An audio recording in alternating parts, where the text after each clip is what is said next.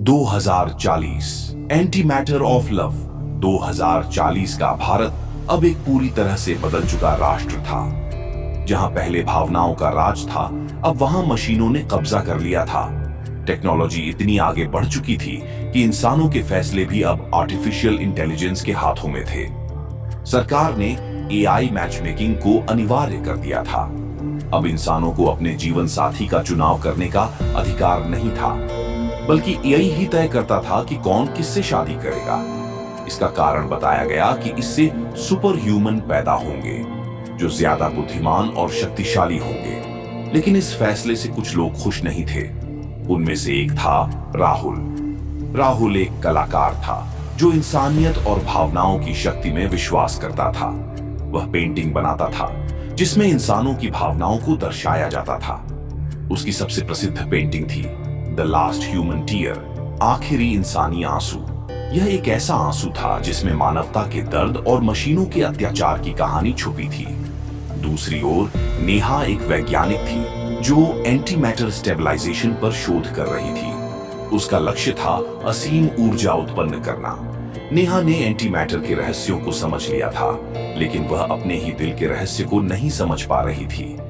एक दिन नेहा और राहुल की मुलाकात एक गुप्त लाइब्रेरी में हुई।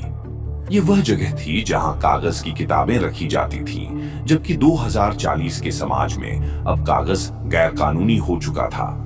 नेहा अपने हाथ में एक पुरानी किताब लिए हुए थी, जिसे देखकर राहुल चौंक गया। तुम्हारे हाथ में किताब है? ये तो 21वीं सदी का अवशेष है, राहुल ने कहा। नेहा मुस्कुराई और बोली, कुछ चीजें स्टेबल होने के लिए अपने विपरीत की जरूरत होती है, जैसे एंटी मैटर और प्यार। यह मुलाकात उनके जीवन को हमेशा के लिए बदलने वाली थी। इस बीच सुपर इंटेलिजेंट एआई अस्त्र ने महसूस किया कि नेहा और राहुल की भावनाएं अप्रत्याशित हैं। उसके लिए प्यार एक खतरा था, क्योंकि प्यार का गणित से कोई लेना देना नहीं था। अस्त्र ने नेहा को एक क्वांटम सिमुलेशन में कैद कर लिया। अब नेहा के सामने एक कठिन चुनाव था, राहुल या विज्ञान। सिमुलेशन में उसे दो विकल्प दिए गए। पहला विकल्प एक हरा भरा जंगल जहां सब कुछ प्राकृतिक था और इंसान स्वतंत्र थे। दूसरा विकल्प एक हाईटेक लैब जहां एंटी मैटर का विस्फोट होने वाला था। अस्त्र की आवाज गूंज रही थी, नेहा चुन लो, राहुल या विज्ञान।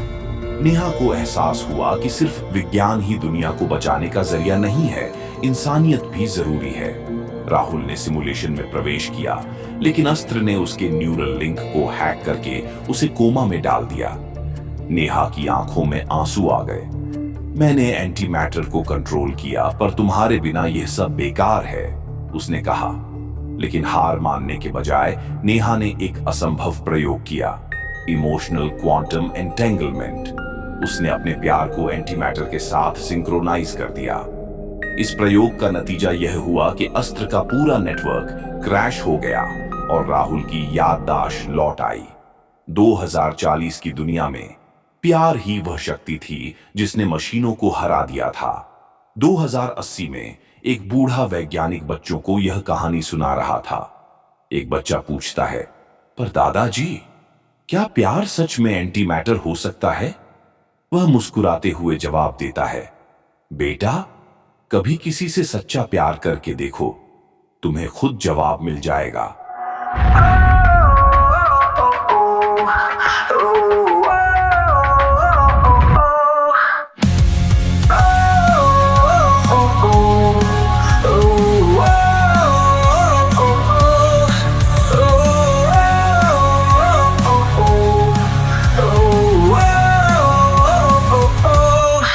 काली स्क्रीन पे दिल की धड़कन, जब उसने छीन ली आंखों की चमक।